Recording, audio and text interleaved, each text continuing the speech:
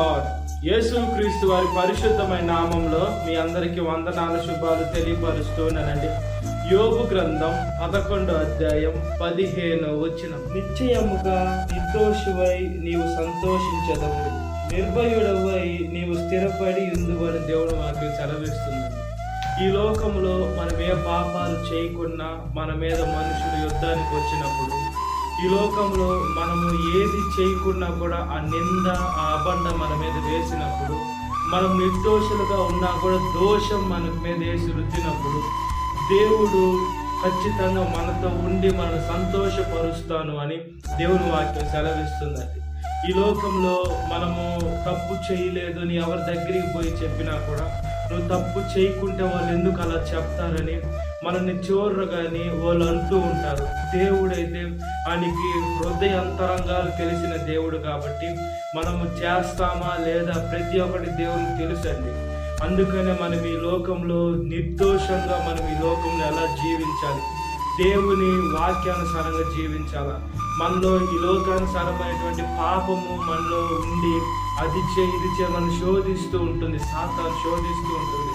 మనము శోధనని జయించి భాగ్యవంతులుగా అవ్వాలంటే దేవుని వాక్యాన్ని మనం ధ్యానిస్తే, దేవుడి పైన మనకు భయం కలిగి మన భక్తి కలిగి ఆ పాపము చేయకుండా మనం ఈ లోకంలో పరిశుద్ధంగా ఉండాలని మన హృదయంలో ఒక భయము ఒక ఆందోళన పుడుతూ ఉంటుందండి. అందుకని ఈ లోకంలో మనం పాపము అంటకుండా ముట్టకుండా ఈ లోకంలో నిర్దోషులు అయినా కూడా మన మీద నిందలు పడుతూ ఉంటాయి, అబద్ధాలు పడుతూ ఉంటే, మనము చేయరాని తప్పుగా మన మీద అబండ వేస్తూ ఉంటే మనం దేవునికి సమర్పించే బిడలుగా ఉండాలండి. మనం బైబిల్ గ్రంథంలో చూసుకున్నప్పుడు యేసుక్రీస్తు వారు ఏ పాపం చేయలేదు. ఆయన సిలువ ఎక్కాల్సిన అవసరం ఏముందండి? ఆయన నేను దేవుడు అని చెప్పుకున్నాడని సిలువ ఎక్కించారంటే అవునని ఆయన నిజమే కదా చెప్పాడు. ఆయన దేవుడే కాబట్టి కదా ఈ లోకానికి వచ్చి ఆయన చనిపోయి తిరిగి లేకుండా ఉంటే ఆయన మనిషి అయిపోయేవాడు. ఆయన చనిపోయి తిరిగి లేచాడు కాబట్టి ఆయన దేవుడని చెప్పుకున్నాడు. అది చెప్పినందుకు దేవుని దోషనని ఆ మనుషులు దేవుని మాట లోబడకుండా ఈయన దేవుడే కాదు, ఈయన ఎందుకు అబద్ధాలు చెప్తున్నాడని దేవుడిని సిలువేశారని అంతగా మనుషులు దిగజారిపోయారు. దేవుడు నిజం చెప్పిన నమ్మలేని పరిస్థితుల్లో ఉన్నారు.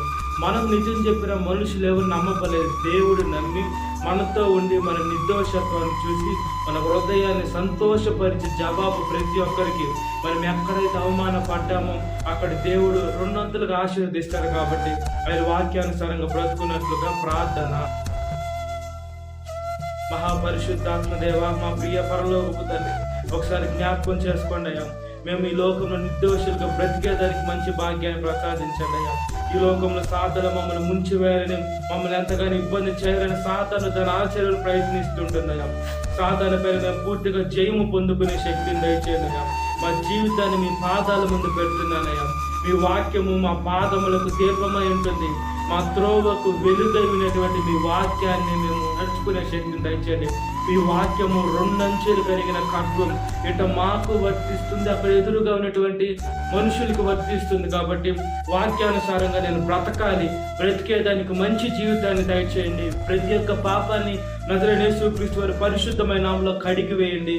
మా నిర్దోషత్వాన్ని చూసి మమ్మల్ని సంతోషపరిస్తే, మేము పాపం చేస్తే మేము నిర్దోషులు కాదు, మేము దోషులుగానే నిలబడాలి.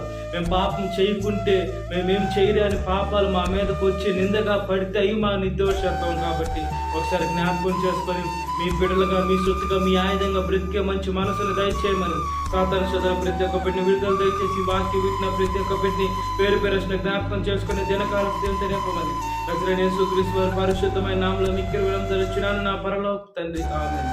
Praise the Lord. God bless you. Have a great day.